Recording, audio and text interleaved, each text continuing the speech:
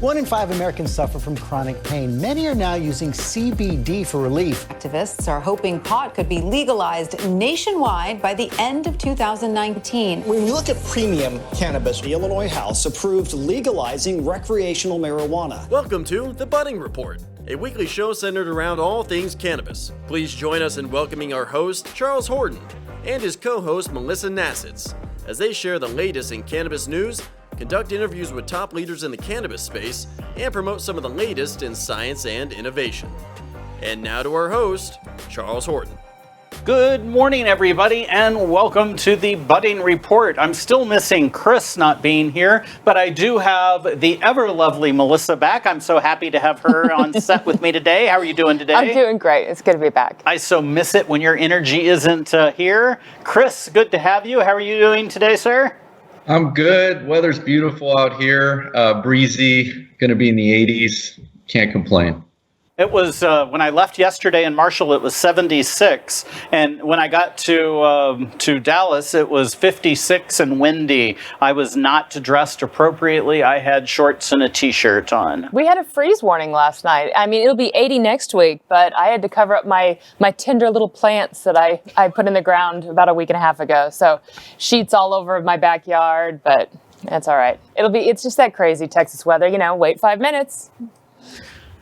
I agree, and I have the most expensive greenhouse on the planet, I believe, as I've been talking about, and I ran out of gas for the second time in my little trailer, woke up, it's 48 degrees in my trailer, and then as I left to go to breakfast, I go pop in the greenhouse, and it was a balmy 68 degrees in the greenhouse, so I guess I just need to move into there. Taking better care of the green things.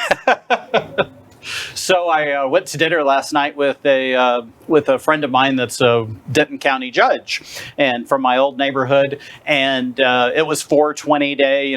We aired this a week later, so it was 420 day. And I kind of rib him. He's the only person I know that is adamantly against marijuana. And every time I bring it up, he's just at it again. He's angry about it. It's a gateway drug and all of those kind of things. So one of our news articles today is about Willie Nelson. And Willie Nelson's holding some upcoming activities. And then he also has a petition going asking President Biden to list the 26th through the 29th. 20th through the 29th is the high holidays. His birthday is April 29th, so he's going to run for those 9 days, and everybody can celebrate. But I think it also links into the legalization, nationwide, as well as opening up Texas, because we are in the dark ages when it comes to marijuana and legalization here. We totally are, but I did notice a Dallas article yesterday that I didn't add to the list, but in Dallas anyway, they've put out a memo saying they're not doing any arrests for under 2 ounces of marijuana, and I know the Texas House and Senate is taking up decriminalizing a lot of at lower levels, so there aren't those arrests and anything, but small steps. It is small steps. The problem is you've got these little islands throughout, but we're surrounded by the rest of rural Texas, which you have to drive through, unfortunately, and can be, a huge detriment. I mean, if you have anything on you, that's one of the reasons why I think it's so important that, we as a group come forward, especially in Texas, that we're advocating legalization, opening it up to even, more medical marijuana. At this point, it's so difficult. You can't just get a medical card like you can in a lot of other places, much less have dispensaries here.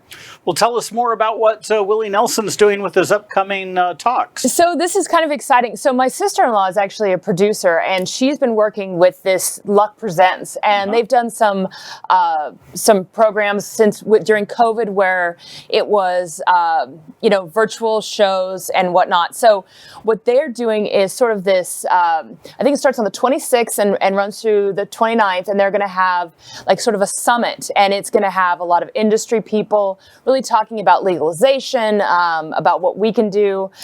So that's something to look for. I think we're going to put a link on our website so that anybody that's interested can check up and check in. There's different levels of tickets. You can just be interested. I think it starts at $10 and goes on up to be a sponsor. just a good way to see what's going on. Willie's always been a big advocate of the green, so he's a fun one to definitely follow in all of this. And I love seeing that they're trying to give back to the community. But there's a lot of information there, so definitely check it out. It's Luck Presents, and look to our website to find out more information about that. But it's going to be coming up. I know we're airing a little bit late. The high holidays started on the 420, but they're going through the 29th. They're promoting that, and then the 26th is when everything starts up for this summit. So the House has passed for the fourth time the SAFE Act, the marijuana banking bill, and this time it had a huge majority. So it was a 2/3 majority. So they could set it up where it didn't have any amendments. It didn't have the ability to do the what's that called again? Where you filibustering. So it's off to the House again, and we don't know where the House is going to. The Senate is going to go with it. Third time's a charm, right? Although, now that it's, we've got a more of a Democratic majority, I think that we're going to see a lot of movement on this finally.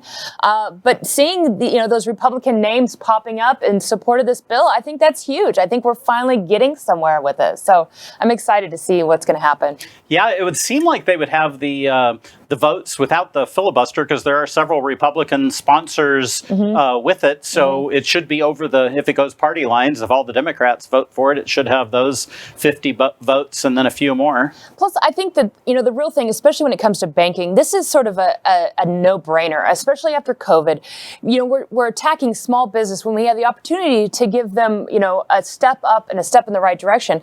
But not only that, taking away this business where more crime is happening because it's completely cash-based, there really isn't a downside. You've got white collar, tax fraud, tax evasion, all of these things that can occur in a cash-only business, as well as, people getting held up. It's not safe. You're inviting crime into a legitimate business. So, and more importantly to the government is, if it's an all-cash business, what do a lot of people not do when they get cash?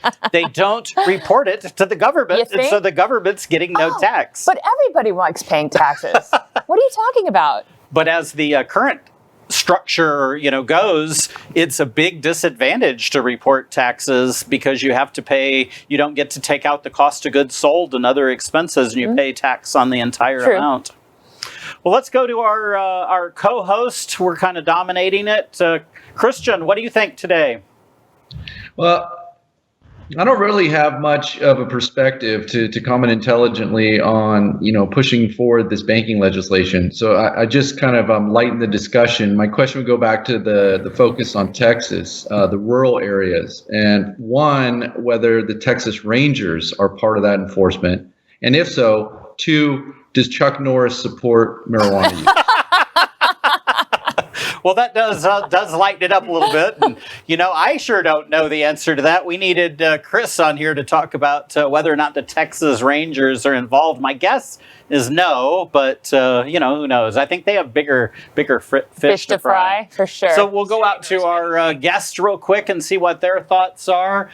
First of all, we have Lilach Mazor Power, the founder and CEO of Giving Tree Dispensary. She will get a little better introduction from Melissa when she comes on in a little bit. But Lilach, what do you think of all this?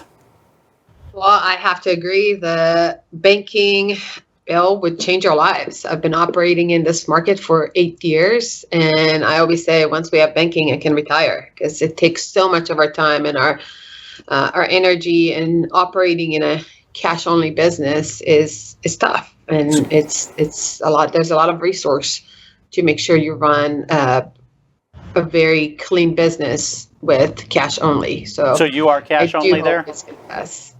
You are cash only there? We're cash only. We have a bank, but we can only take cash from our customers. There is no other form of payment except a few apps that are out there. So it's majority by far cash only. Okay. Our last guest runs a company called, I think it was called FinCEN. And he says there isn't an issue from the federal government in keeping banks from doing this. And he has 280 banks that work with different types of businesses. Some of them like online only, some of them like in-store only. And I'd like to get you back with him one day to talk about, your specific issues as owning a dispensary and all. Our second guest is Isaac Montanya, CEO of Halcyon Holdings. We've been friends and talking now for about a year and a half. We started talking when I was forming Budding Capital. Love the guy to death. And what do you think, Isaac, on these subjects? Any type of positive banking regulation benefits us. God knows we've had our challenges with big banks. We had a bank account closed one day. I woke up and they had frozen it, and there was like $300,000 sitting in the account, and they froze it. We had to jump through all these hoops and provide all this documentation that we weren't selling vape and loose flower and all this stuff like that. The banks really don't know, anything about what.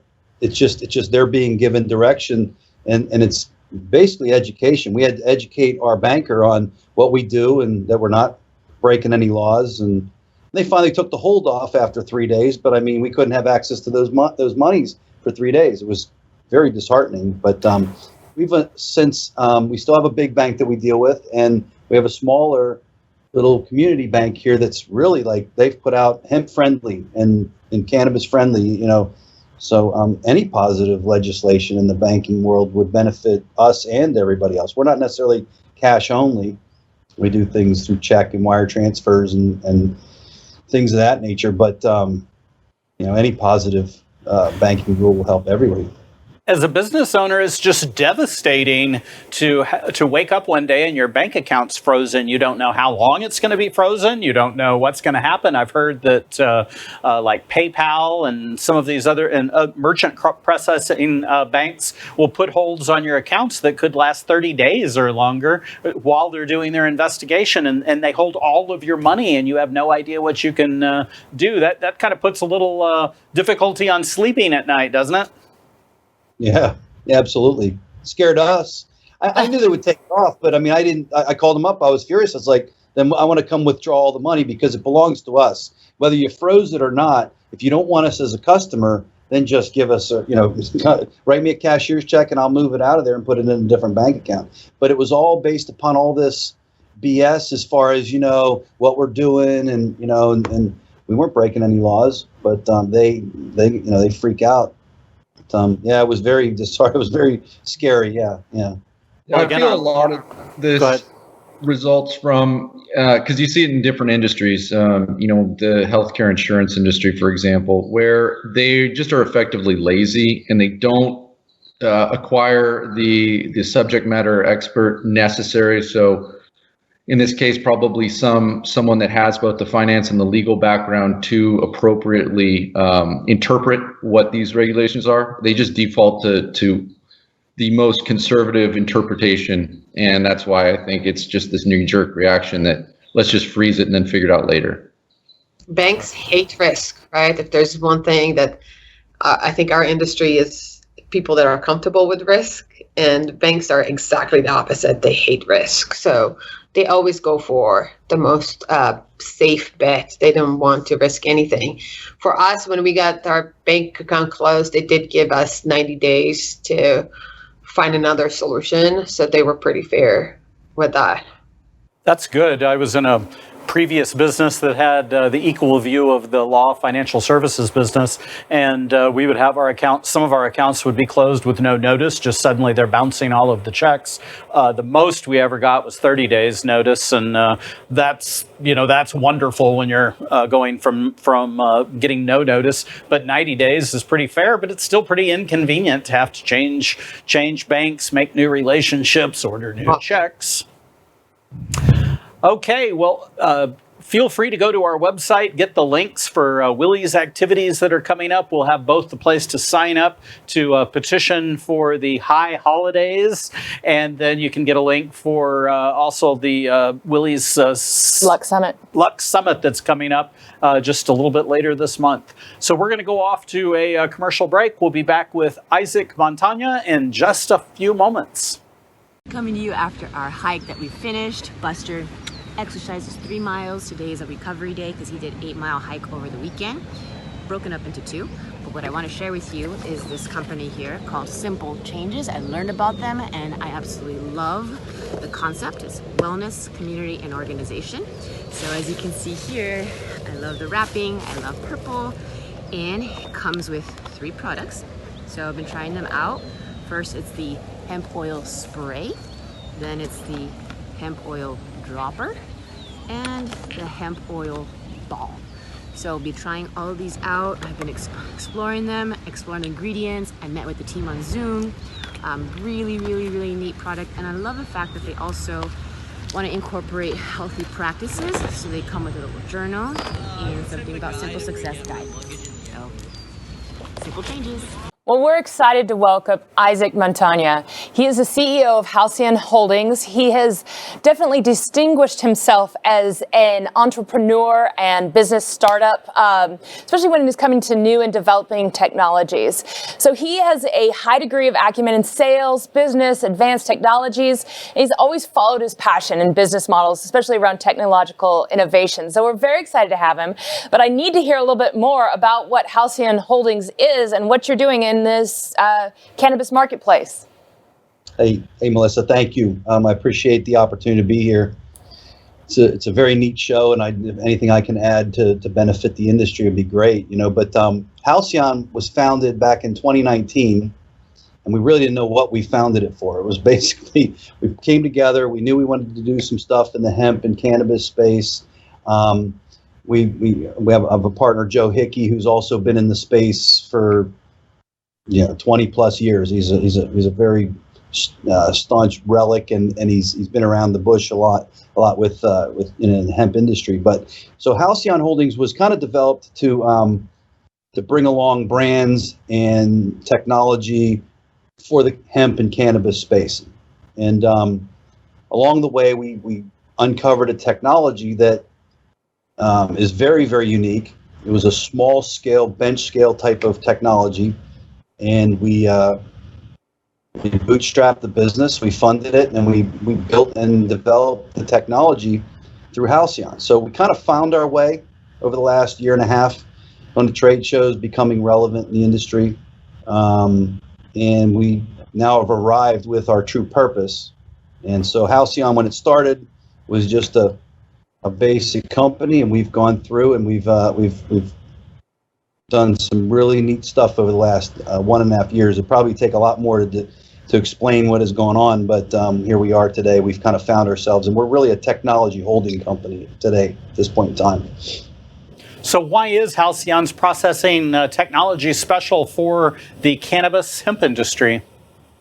It's a technology that was used for many years in the culinary space, and what we do is we process cannabis and hemp into lipids. It's a lipid bonding process more than it is an extraction process.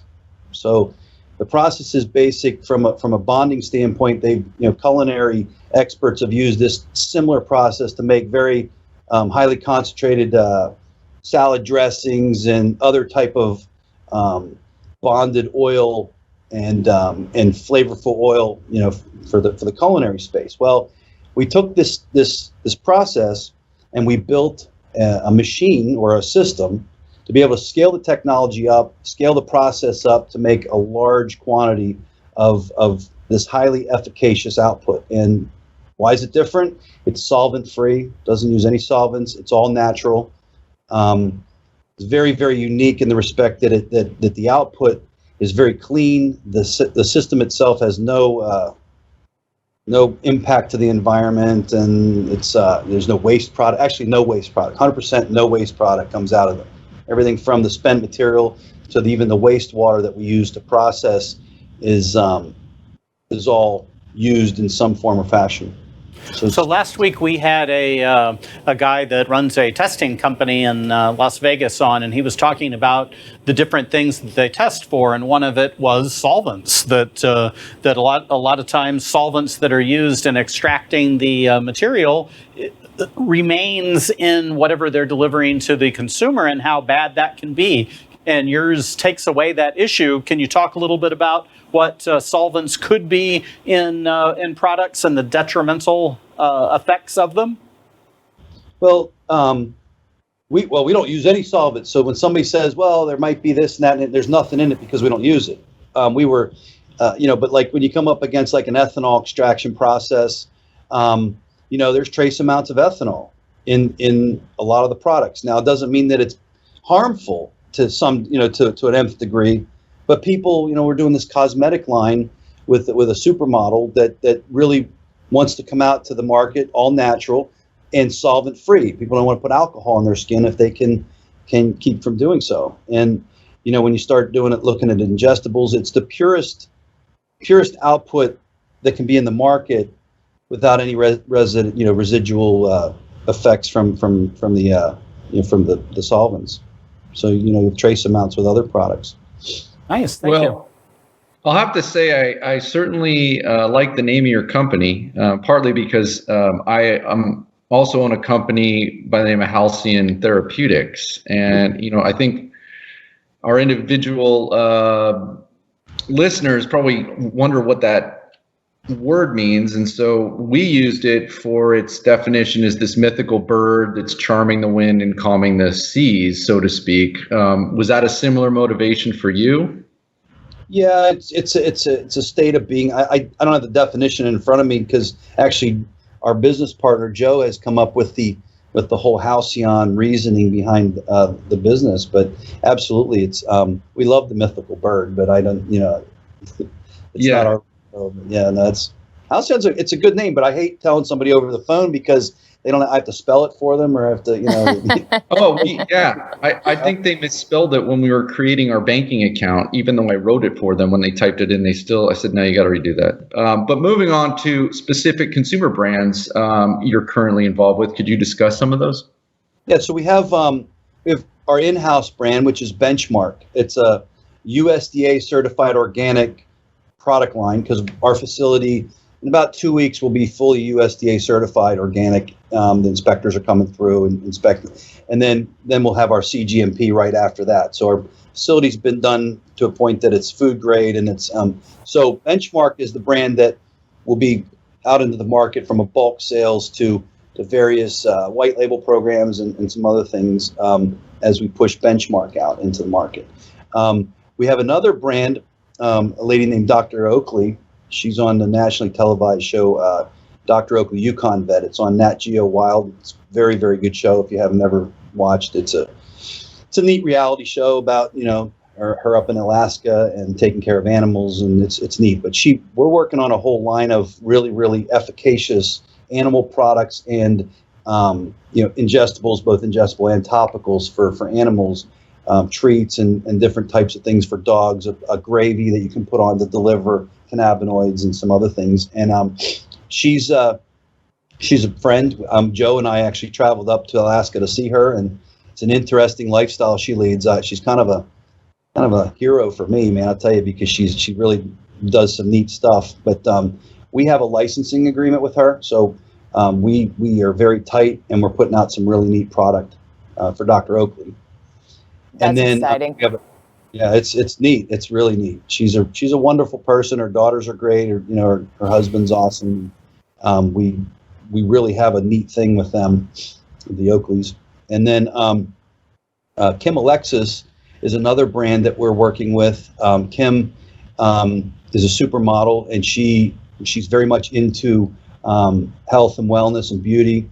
And we have a whole line of cosmetic-based product line that's in development right now for her, and that'll go out into the market with her ingestibles and topicals and some other things. So those are three that we're working with right now, and we have a couple more that are under the radar that we're kind of assembling.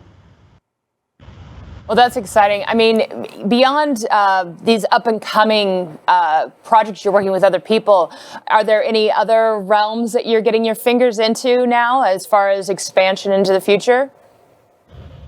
So our technology, and this is really coming out here over the next couple months, but technology we've developed is very special. We've been on the phone with some very big cannabis and hemp operators over the last couple months, and they're coming to Charlotte to see the equipment because it is one of a kind in the world. It's very, very unique.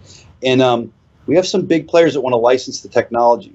I think us as stewards of a very clean technology that we've developed, it needs to be out in the market. So we're looking to get into some situations where, yeah, we have these in-house brands, and that's great. We're going to get the market penetration, but to really make this available to the consumer, because when you bring costs down and quality up and efficacy up and cost down, it needs to be out to the masses, and people need to be able to have access to what we feel is a really, really good product line. So we're looking at more of a licensing trail going forward, which allows the product line to be out in the market quicker. So Halcyon's we're looking to license this technology and make it available for the big players to make large quantities of this for the consumers. Well, what has 2020 and COVID done to your business? It stalled us. I mean, we were supposed to launch last March, and we were funded, everything was going along, and then COVID hit, and we all decided, listen, let's hunker down over the summer and launch this year. So what we did was we kind of pushed us back a year. But in doing so, I always look for the silver lining. In doing so, we were able to forge forward with some relationships that we had time to develop because we weren't doing anything else. So we fostered some really good relationships in the market that are now coming to fruition with now that we've launched our system in our facility. There's good double-edged sword, good and bad coming out of both. Well, Isaac, it's been good to catch up. I miss not going to trade shows with you and hanging out and kicking ideas around. That was always a lot of fun, and miss you and Joe and all. Hope we get to see each other in person again. We're going to go off to a commercial break, but before we do that, remember you can contact Isaac or any of our guests by going to our website, thebuddingreport.com, and we have contact information for our guests. Please do reach out if you'd like to do business with Isaac. He'd love to hear from you. We'll be right back after this brief message. Hello. Here in my lunch run in the middle of the heat where I get my break really quick after training clients and leading some classes. I am taking my Simply Satisfy. It is 3 sprays, organic hemp. Next one is my Simply Start. You can take it twice a day or once a day. I already took one morning dose. I'm now taking my afternoon dose. One little yummy organic hemp. Check them out. Simply Generous. Helicopter. Alright, time to go train and run down the hill. Bye-bye. Well, next in the studio, I should say via Skype, we get to welcome Lilach Mazor Power. She is the CEO and founder of the Giving Tree Dispensary in Phoenix, Arizona, it looks like. So I used to hail from there. So welcome to the show. We're very excited to have you. But Lilach is an entrepreneurial leader in the cannabis space. She's a brand builder, extensive R&D expertise, even on an international scale. So both on a professional and personal level, she's committed to building a more diverse industry, which I love seeing women in the industry as well, and creating companies with strong social responsibilities. So again, all super important things to me, and we're very excited to hear a little bit about your story. So why don't you give us a little bit of a backstory on you and how the Giving Tree got into the cannabis space? Yes, hi. Thank you for having me. I'm excited to be here. And thank you for doing this. This is very important. So, I born and raised in Israel and moved to Phoenix, Arizona back 13, 14 years ago. And I've seen from conversations with my husband, a lot of people that go to the ER for chronic pain and chronic issues. And I thought, hey, maybe I'll start a wellness center that would really combine East and West and have an open conversation to patients about other things they can try. I ran the business model and there's no money in it, in case anyone was wondering. So I dropped it. And in 2010, cannabis came up on the ballot here in Arizona, and I thought, perfect. This is how we can combine everything. And I started went for the licenses and won and opened the dispensary in 2013 and did a whole wellness center. And this is how it all started. That's great. Israel, when I've gone to in-person live trade shows, Israel seems to be the worldwide leader in doing research on cannabis, where the U.S. is like in the dark ages. Tragically behind. Is that? Have you followed all of the progress in Israel and researching the plant and what all it can do? Yes, absolutely. I think growing up in Israel, what made me very open-minded to it. We saw the medical benefit of cannabis from the 60s. So it's been well spoken about, but I follow closely. I think it's fascinating. I think it's very important. I think it's things that we can learn about product development and what we should give to our customers just by following what they're doing. So beyond the geeky part of me that just love to go there and talk to the researchers and see the labs, it's also very encouraging to see the results of the research that they're doing there. One of the stories, and I may be off on some of the details, but it's reasonably close. A doctor was talking about having developed a specific cannabis strain that would take, I believe it was special needs kids with, I forgot what the actual need was, but he was getting angry a lot of time and acting out and being violent, and they had this specific strain that they had developed that for something like 80% of males, it would calm them down. Well, they moved this strain to a different dirt, so it's the exact same strain but a different dirt, and it did the exact opposite, and it made him even more angry. And while that seems a little frustrating, I think the exciting part about this is what all potential is down the road coming out of the plant. How many diseases and cures and stuff that we're going to get naturally instead of what we're doing now with pharmaceuticals and opioids and all the deaths that are a little difficult. I'm excited, and Israel is leading the way. Well, how did your experience and insight as a dispensary owner shape your brand development strategy?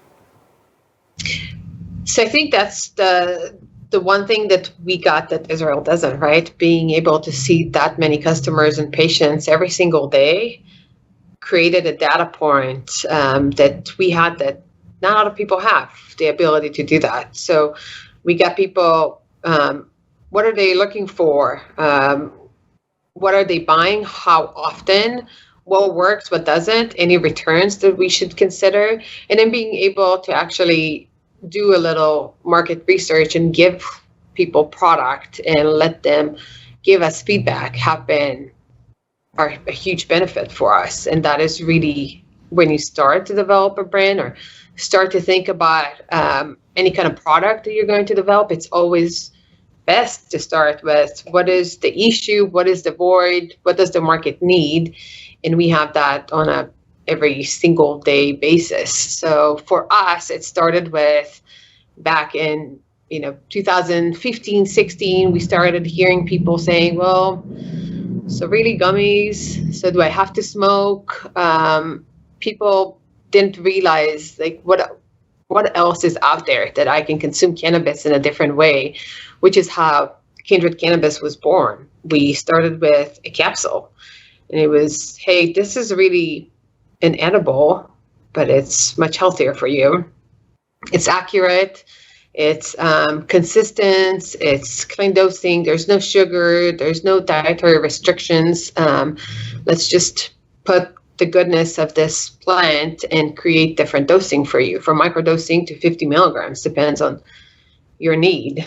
But this is what started it. It's just hearing people asking for it.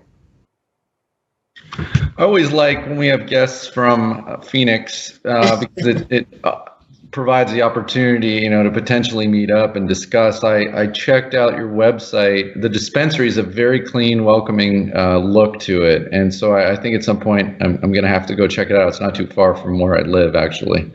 All right, please do.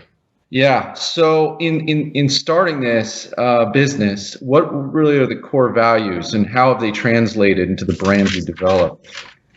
So, when we almost have a bunch of businesses within the business because we're vertically integrated. So we cultivate, we extract, manufacturing, And then we have the retail, we have wholesale, and there's distribution. So it's almost like different department, but they're different little business.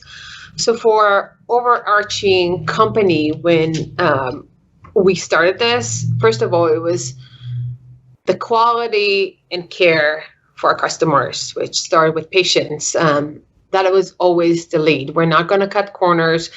We are here for the long run. This is a long-term story, so let's do things right. Our social responsibility give back program started on day one before we even withdrew any salaries. We were out there, and that's part of what we think needs to be within any company and any collaborations that we do. That is part of who they are.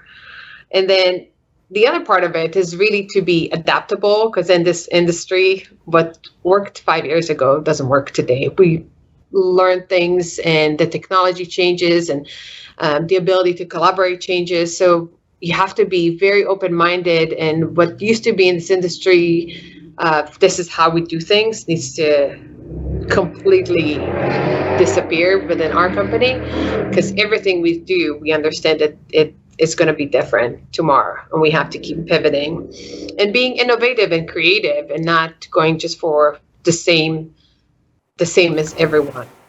That translate into our brand focus, quality and consistency. That is where we hang our hat on. It's the same capsule every single time will give you the same effect. In general, our bodies changes, but in general, you know what to expect. Helping people find their dose. I think this is part of our guiding light. A lot of people, when you talk to them about cannabis, it's that they are scared. They heard stories. They had an experience of overdoing it. So really trying to help people find their dose for their lifestyle, which is completely different between people, has been one of our core values, which is what we created with the capsules and our social change. Here we are talking about cannabis and the changes that are happening, and the stigma that is on cannabis. This is part of our brand social responsibility, changing the stigma. So everything that we believe in translated into the brand that we built. Well, Lilach, thank you for being a guest on our show. Wish you the best. Christian, look forward to a report when you visit her dispensary to tell us what you think. But to contact Lilach or Isaac, please go to our website, thebuddingreport.com. You can also get on and add to Willie's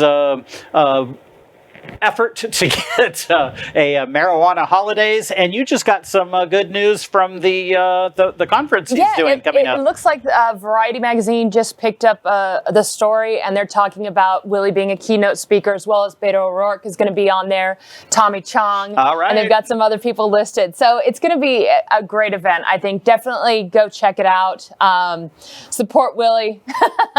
Support what we're all trying for, which ultimately is the education, the opening of the entire country to the benefits of marijuana. So I'm so sad that this is a virtual conference, because what a great party that would be. It's not far, Luck, Texas. I mean, it's really not far for us. I mean, maybe we just go down there anyway. Hey, let's do that. I'd love to do that.